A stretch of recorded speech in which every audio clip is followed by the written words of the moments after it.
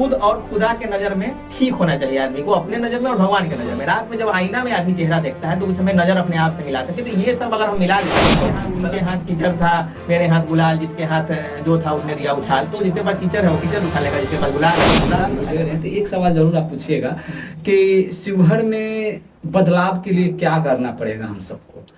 देखिए 2-3 चीज है, थोड़ा सा हम समय लेंगे, आपको बताना चाहेंगे। एक सूचना के अधिकार का जो हम बताए वो बहुत अच्छा कानून है, उसका आप लोग प्रयोग कीजिए। जरूरी नहीं है मुकुंद ही करे, क्यों मुकुंद करेगा, कोई भी करे। ऐसे अगर 100 मुकुंद अगर हो जाते हैं तो शिवहर में बदलाव होने से कोई नहीं। हाँ, बदलाव भी होगा और हम अधिकारियों के टारगेट पे भी नहीं आएगा। हमारे लिए भी ये सेफ स्थिति है, आप भी सेफ रहेंगे। हम भी सेफ अच्छा, रहेंगे। मतलब ऐसे अधिकारियों का भी दबाव आता होगा? नहीं, हर तरह से दबाव है। लोग को लगता है कि नहीं, इसको क्या मतलब है, शांत तालाब में ही काहे पत्थर मार रहा है। अच्छा, कुछ लोग तो आपके ऊपर ये दाग भी लगा रहे हैं कि आप पैसे लेकर के आप आरटीआई लगाते हैं और पैसे लेकर चुप हो जाते हैं। हाँ, ये अगर कोई भी बोल रहा है तो वो अगर साबित कर देंगे तो हम उनके दरवाजा पे, मेरा शेष जो जीवन है उनके दरवाजा पे हम झाड़ू बहारू करेंगे।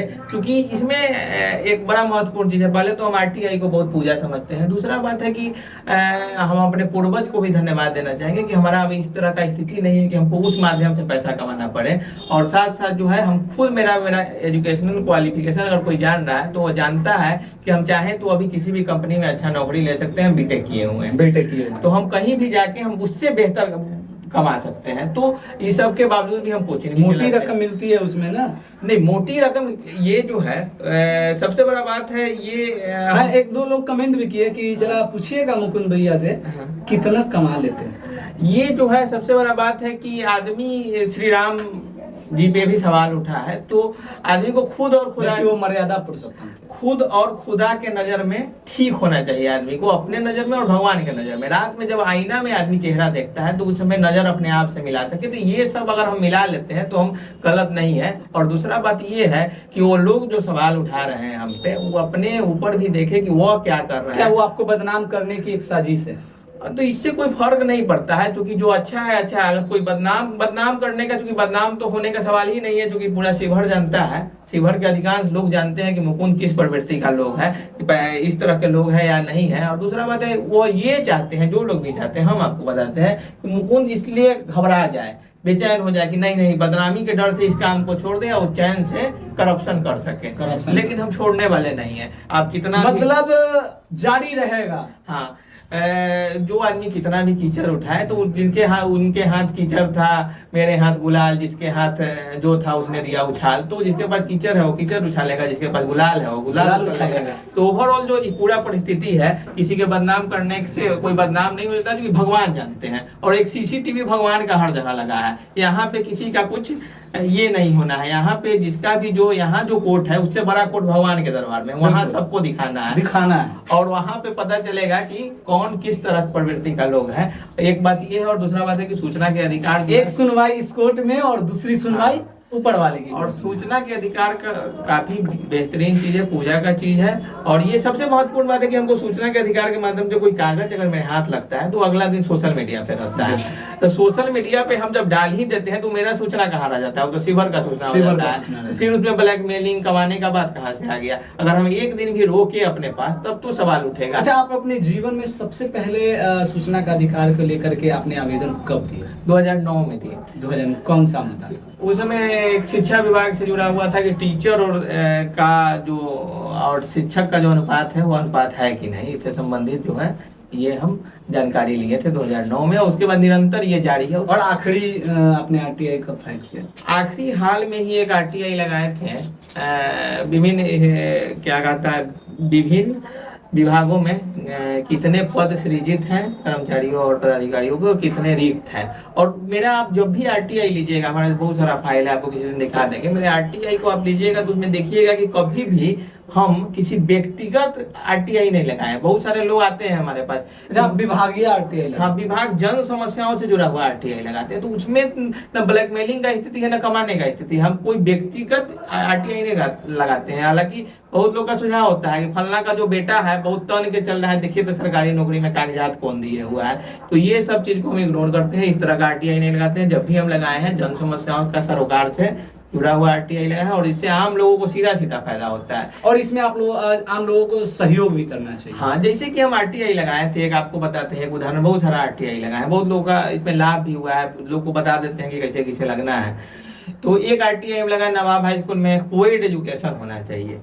कोएड एजुकेशन हमको पता था ये, तो हम पूछे क्या कोएड एजुकेशन वहाँ होना चाहिए क्या, तो होना चाहिए या नहीं होना चाहिए, तो जवाब बाद में दिया, लेकिन लड़कियों का भी एडमिशन प्रारंभ हो गया। तो मतलब लड़का का होता था, लड़की का भी शुरू हो गया। तो मेरे आरटीआई लगाने से ये काम हो गया।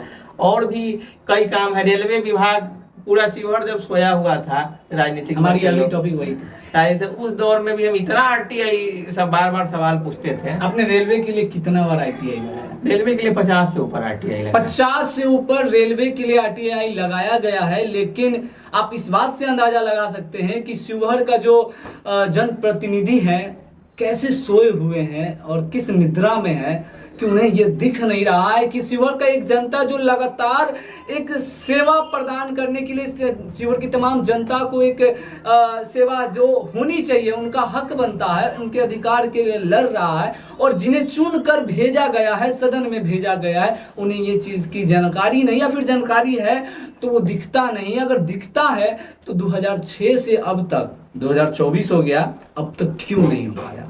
और एक और चीज है, रेलवे से जुड़ा हुआ, रेलवे ये सब तो हुआ ही, उसके बाद जो है हमको लगा कि नहीं कुछ होने वाला है। हम लेके जाते थे आवेदन, उस समय की जो सांसद थी, तो उनके जो कार्यकर्ता लोग थे वो हमको बोलते थे कि रेलवे के साथ अब एरोप्लेन का भी, एयरपोर्ट का भी डिमांड कर दीजिए, मतलब मजाक उड़ाया जाता था। मजाक उड़ाया जाता था। उसके बाद जब हम हाई कोर्ट में ये केस किए, अपने मतलब व्यक्ति किसी से 1 रुपया चंदा नहीं लिए, खुद का पैसा जो था, हमारा जो जमा पूंजी था, उससे हम हाई कोर्ट में केस लड़े। और आप जानते हैं कितना कॉस्टली केस होता है। उस स्थिति में हम हाई कोर्ट में लड़े, और सब प्रक्रिया के बाद जब रेलवे आता है तो उन लोगों का, जो राजनीतिक वर्ग के लोग का, उनका पूरा का पूरा ये था कि नहीं, मुकुंद का नाम नहीं होना चाहिए, नाम आप ही करवा लीजिए। काम से मतलब है, जो रात में हम सोते हैं तो सुकून भरा, हमको जो सुकून मिलता है उन लोगों को नहीं मिलेगा कि आखिर किसने करवाया, ना उनको मिलता होगा। लेकिन आज जनता देख रही है कि अगर रेलवे अगर शिवहर में आ रही है, अगर 5 साल 10 साल में अगर आने की जो संभावना है, तो किसके वजह से? शिवहर के तमाम युवा समाज सेवी के वजह से है। और उनमें से हमारे साथ जो मुकुंद प्रकाश मिश्रा बैठे हैं, उनका एक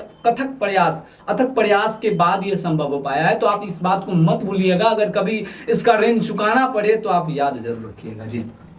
तो ये जो पूरा परिस्थिति है, तो उसमें फिर से पुनः से हम करेक्ट करना चाहेंगे कि ये जो है रेलवे से जितना भी मामला है, शिवहर के जितने युवा हैं और जितने भी पत्रकार हैं, दोनों का सम्मिलित प्रयास है, सामूहिक प्रयास है, और सब लोगों के कारण हुआ है। ये अलग बात है कि हम आगे आगे इसमें थे, तो इसमें पीछे से बहुत, चूंकि बहुत लोग परोक्ष रूप से भी हेल्प करते हैं। परोक्ष रूप से आपको बहुत सारा लोग है ये कहता है कि आप हिम्मत से रहिए, आपको डरने का बात नहीं, हम आपके साथ हैं। तो एक ये मदद है। दूसरा मदद ये है कि बहुत, जब भी हम आंदोलन धरना प्रदर्शन किए हैं, अब तो बहुत दिन से नहीं ये हो रहा है, उस समय बहुत सारे लोग वहाँ पे बैठते भी थे। कुछ लोग ऐसे भी थे जो बोलते थे कि नहीं, कोई दिक्कत होगा तो हम आ जाएंगे। तो बहुत लोग मेंटली रूप से मजबूत करते हैं। तो बहुत सारे लोग हैं जो अच्छे लोग हैं, जो परिवर्तन। कल एक कमेंट और आ रहा था, ये Sheohar BRC road, BRC road को लेकर काफी कमेंट आ रहा था। काफी लोग कॉल करके अभी हमें बताए कि एक बार सवाल जरूर कीजिएगा कि उनके लिए, उस रोड के लिए मुकुंद प्रकाश मिश्रा कहाँ तक कार्य किए। ये बीआरसी रोड के लिए तो हम, क्योंकि सबको आपसे एक उम्मीद है। बीआरसी रोड जो है काफी महत्वपूर्ण मुद्दा है और ये बढ़ना चाहिए। एक बार हम आरटीआई लगाए थे इस संदर्भ में, तो उसके बाद लोक शिकायत में केस भी किए, तो काम हुआ, और आधा काम उधर एक तरफ होने के बाद आधा काम छोड़ दिया गया, ये कह के यहाँ ढाला जाएगा। और उसके बाद 2-3 आंदोलन हुआ जिसमें सभी लोग सम्मिलित रूप से भागीदारी सभी लोगों का था। लेकिन ओवरऑल स्थिति क्या हुआ कि अभी भी पेंडिंग है। और पेंडिंग कहाँ है हम आपको बताते हैं। ये चूंकि पहले इस रोड को बनाना था अलकतरा वाला रोड, उसके बाद में हुआ कि नहीं, जहाँ पानी लगता है वहाँ पे ढाला जाएगा। और इस ढालने वाले रोड के स्वीकृति के लिए पटना गया हुआ है, 2 साल से पेंडिंग है। लेकिन ये ग्रामीण कार्य विभाग का रोड है, न विभाग के द्वारा दोबारा ये पूछा गया कि क्यों इस दिशा में काम नहीं किया गया, न जनप्रतिनिधि को इस बात से मतलब है कि वो रोड बनेगा कि नहीं, क्योंकि हम लोग का उतना क्षमता नहीं है। अपने औकात के अनुसार शिवहर के लिए करते हैं, लेकिन पटना तक जाने का क्षमता नहीं है कि पटना में जाके हम काम करा लें। ये पूरी तरह हमारे जनप्रतिनिधि, जो भी जनप्रतिनिधि है, क्योंकि सब लोग आवेदन दिए हैं इस विषय में, और हम करीब अलग अलग जनप्रतिनिधि से लेकर प्रशासनिक अधिकारी तक कम से कम 20 से 25 आवेदन खाली मेरे नाम से पड़ा है, लेकिन उस पर कुछ सुनवाई नहीं हुआ है। हालांकि इस मामले को लेकर हम लोग शिकायत में, अगर आपकी आवेदन का सुनवाई नहीं हो रहा है, जो आप सक्रिय कार्यकर्ता हैं, सक्रिय एक्टिविस्ट हैं, तो फिर आम जनता की फिर बात हाँ है वो नहीं, कौन ये सी? आवेदन को तो यही बहुत महत्वपूर्ण बात है कि आवेदन, सामान्य आवेदन का जब कोई आदमी नहीं रिस्पॉन्स लेगा तो आदमी आरटीआई लगाता है। आरटीआई, क्योंकि उसमें आरटीआई तो बड़ा बड़ा महत्वपूर्ण कानून है, आपको देना ही है जवाब, जैसे भी दीजिए, लाख गुर्रा के दीजिए, गुस्सा के दीजिए, आंख दिखा के दीजिए, लेकिन सूचना तो देना है। देना है। तो इसमें जो है आरटीआई इसलिए लगाता है। आप जब इस तरह का परिस्थिति ठीक हो जाएगा कि लोग सामान्य आवेदन पे सामान्य लोगों का बात सुनेंगे, तब आरटीआई का जरूरत नहीं पड़ेगा। उसके बाद न किसी व्यक्ति का जरूरत पड़ेगा, किसी का जरूरत नहीं पड़ेगा। हर आदमी अपने में एबल हो जाए, हर आदमी अपने आप को मानेगा कि हम सांसद है, विधायक हैं, हमको किसी का डरना नहीं है, तो वो आदमी खुद में परिवर्तन करेगा। आदमी से बड़ा कोई चीज होता है। अच्छा, मतलब एक जो महत्वपूर्ण सवाल पूछने से पहले, क्योंकि इस पॉडकास्ट का जो टाइटल है शिवहर का विधायक कौन, अगला विधायक कौन, तो उस सवाल से पहले हम एक चीज और जानने का प्रयास करेंगे आपके निजी जिंदगी से कि आप अपने निजी जीवन में और क्या करते हैं।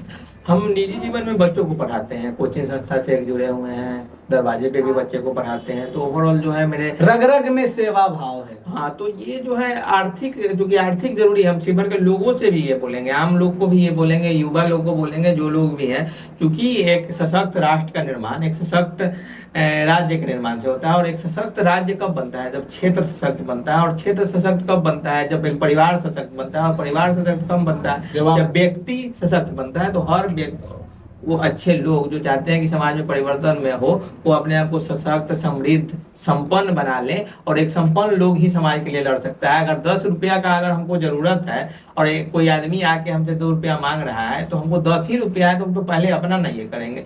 तो हर आदमी अब इतना संपन्न हो जाए कि अपना तो खैर कर ही ले, क्योंकि अब हम लोग का दायित्व तो परिवार भी तो है, परिवार के प्रति भी तो एक दायित्व है। जो भी जिम्मेदारी भगवान दिए हैं, वो सभी जिम्मेदारी का निर्वहन होना चाहिए। तो हम लोग अपने आप में जब सशक्त बन जाएंगे, तो एक समाज सशक्त बनाने की दिशा में जब काम करेंगे, तो किसी तरह का कोई बाधा नहीं आएगा। नहीं तो आर्थिक स्थिति इतना खराब है कि आप घर में ही घिरे हुए हैं, तो फिर क्या समाज का कीजिएगा। तो हम ये बोलेंगे कि हर व्यक्ति जो है अपने आप को सशक्त, समृद्ध और संपन्न बनाए। और उसके बाद ये मन में रखे कि दिल में शिवहर को जिंदा रखे। क्योंकि शिवहर में बहुत बड़े बड़े लोग बने हुए हैं, लेकिन हमारे शिवहर के लिए बहुत कुछ हुआ नहीं है जितना होना चाहिए। हाँ, ये है कि कुछ हुआ है, लेकिन परिवर्तन तो एक समाज का नियम भी है। परिवर्तन जो है प्रकृति का नियम है। तो बहुत कुछ हम नहीं करेंगे, फिर भी प्रकृति परिवर्तन करेगा। तो परिवर्तन तेज होना चाहिए। तेज परिवर्तन होगा तब आप कुछ किए हैं। एक सामान्य परिवर्तन तो होता ही रहता है। हम लोग यहाँ बैठे सोए भी रहेंगे तो कुछ ना कुछ घटना दुर्घटना होते रहेगा। तो ओवरऑल ये स्थिति है कि शिवहर के हर लोग जो है किसी को नेता उता नहीं माने, तो नेता नहीं माने, अपने आप को नेता माने। हर आदमी बोले